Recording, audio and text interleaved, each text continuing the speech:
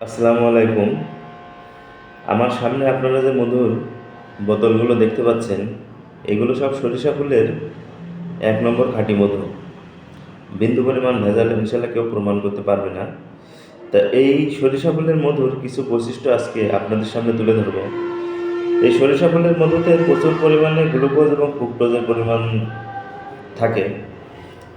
অর্থাৎ গ্লুকোজ এবং ফ্রুকটোজের পরিমাণ অত্যধিক মাত্রায় বেশি থাকে, যার কারণে এই যে শীত আসছে সামনে, এই শীতের সময় এই মধুটা, যেগুলো ১ নম্বর সরিষা ফুলের মধু থাকে, এগুলো সাধারণত সব জমে যাবে আর কি। জমে সাদা রঙের আকার, সাদা রং ধারণ করবে। এবং এই যদি মধুটা জমে যায়, এই মধু জমার সাথে সাথে আমরা অনেকেই মনে করি এটা মনে হয় ভেজাল মধু, কিন্তু না। সরিষা ফুলের মধু ১ নম্বর যদি কোনো মধু হয়, সে মধুটা অবশ্যই জমে যাবে। এবং এই গ্লুকোজ এবং ফ্রুকটোজের পরিমাণ বেশি থাকার কারণে আপনার এই বাচ্চাদের জন্য এটি খুবই উপকারী একটি মধু। আপনারা আপনাদের বাচ্চাদের সকালবেলায় এই যে বিভিন্ন জেলি, এগুলোর পরিবর্তে মধু দিতে পারেন, সরিষা ফুলের মধু, ওই জমা মধুটা দিতে পারেন জেলির পরিবর্তে। অনেকে রুটির সাহায্যে জেলির পরিবর্তে এই মধুটা খেতে পারেন।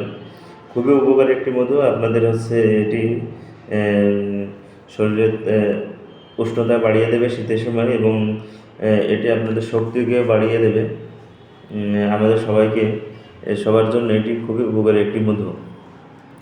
তা সুতরাং আপনারা এই মধু দেখে, যদি জমে যায় সরিষা ফুলের মধু শীতে, এটা দেখে ভয়ের কোনো কারণ নেই। তবে শিশুদের বেশি বেশি পরিমাণে সরিষা ফুলের মধু খাওয়ান এবং তাদেরকে আরও উষ্ণ রাখুন এই শীতে, সামনের শীতে, এবং তাদেরকে শক্তিকে আরও বাড়াতে সাহায্য করে সরিষা ফুলের মধু। সুতরাং সরিষা ফুলের মধু বেশি বেশি খাওয়ান। আসসালামু আলাইকুম।